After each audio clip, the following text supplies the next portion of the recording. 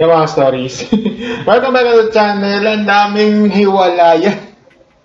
Oo.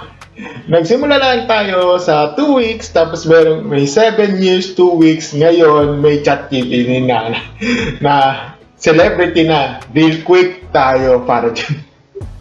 Okay. So, to be honest, hindi ako talaga updated para dito. Kasi inihimay-imay ko muna yung mga updates. At saka in fairness walang walang friendly advice kundi walang iba kundi ang ChatGPT mismo na nagsabi niyan. 'Di ba? Oh, ChatGPT ang nagsabi niyan, ha? Ito yung tungkol ito kay Pilmar Andy pala sinasabi niya dito. 'Yun. At yun.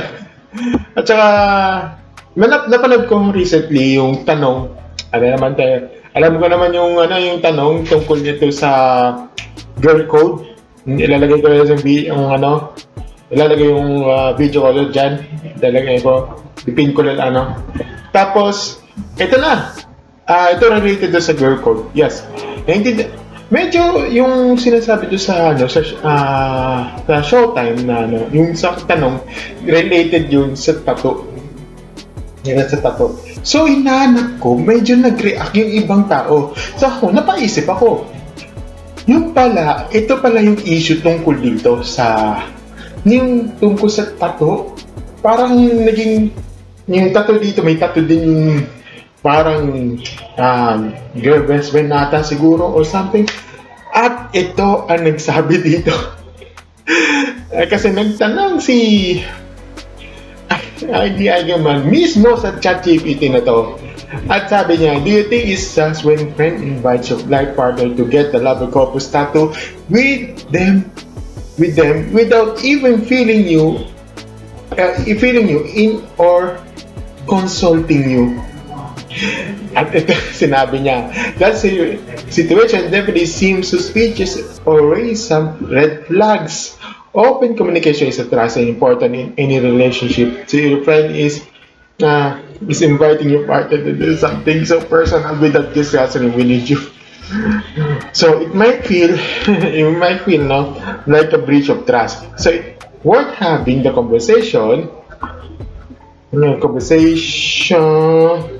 with both your partner and your friend, express your feelings and understand their perspectives. Okay. I-email natin yung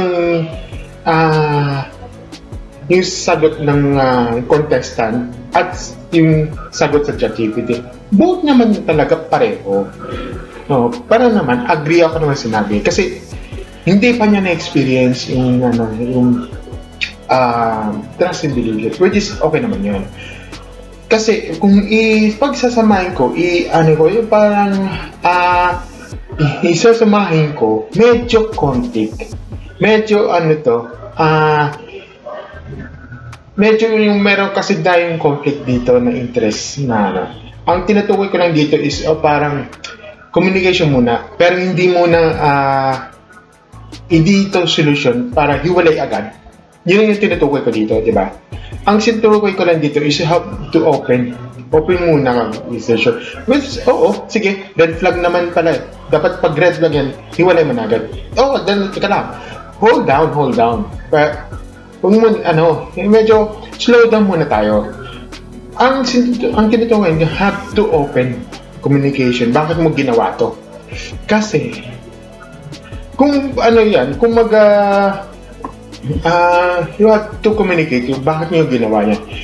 Sige, tanggalin mo muna, you have to remove them. Okay, sige. Pero pag hindi niya ginawa yan, alam mo na ang kasunod yan. Diba?